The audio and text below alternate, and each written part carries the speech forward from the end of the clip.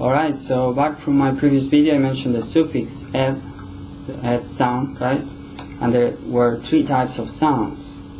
I will review from the previous video, and remember this is a rehearsal, okay? There might be mistakes here. I am learning, you are learning, we are all learning here. But there is somewhere, we all start somewhere, right? So this is where I start. And back to the point, there are three rules to remember. When do we know when is the right time to pronounce, right? When is correct to pronounce one sound or the other?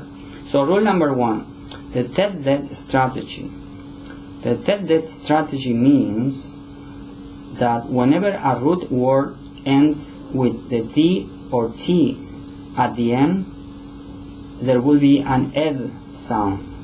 Okay, so if the word ends with D or T, you say ed in your sound, you pronounce ed, okay?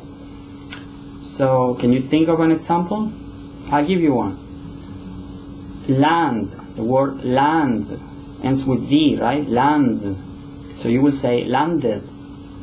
Now another word, start, right? Start ends with T. So how do you will say it? How would you say it, sorry? You would say started, right? Or how about paint? Paint also ends with T. So you would say painted, right? Painted. So see, these are all examples when we apply the number one rule with the ed sound, it will sound ed. So landed, started, painted. Now rule number two. For this one, I want you to remember the word whisper. Why? You will see why. I will mention lots of words, but you don't have to remember all these words. Just remember that word only, and you will be fine. Why? Because this sound is the T sound, is a sound, and only applies to words that end with K, CK, C, F, S, X, P, SH, CH, and PH. See, these are lots of words to remember, lots of exceptions to remember. Do I need to keep track of all these letters? No, you don't. Just remember the word whisper. Why? Because after that you will remember this sentence. When a whispered sound ends a root word, ed joins the word in a whispered T sound. If you can remember that sentence, it talks about the whispered T sound. So the ed sound will be a T sound. So for example, what can be an example of all these words, right? For example, the word kick ends with CK. So you are thinking, how do I pronounce it?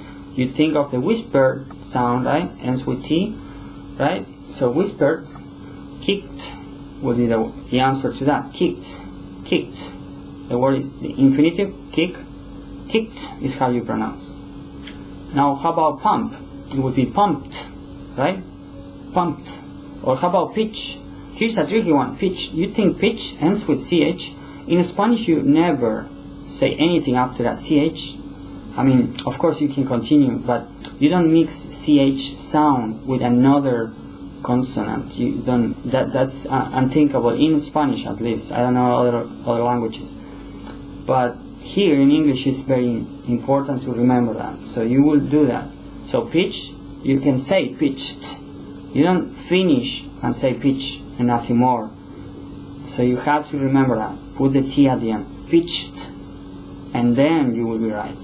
Only then you will be correct. Yes. Moving on to the last rule. Okay, number 3 and the last one. Remember the word noisy for this one. That's all you need to remember. Applies for noisy. Why? Because when a noisy sound ends a root word, it joins as a noisy D. So this one, this last rule, is about the sound, the noisy D. So it will sound like z, z, z. That's the sound we want to do. So for example, roar. Here's a noisy sound, right? A noisy word. Roar, like a lion, right? The lion that roar. So in past, right? I'm talking in past. I would say roared. roared, roared. See? Now how about chew? You will say choose, choose.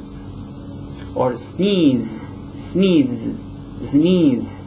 These are all examples of noisy sounds, right? Where you apply the V, the Z sound.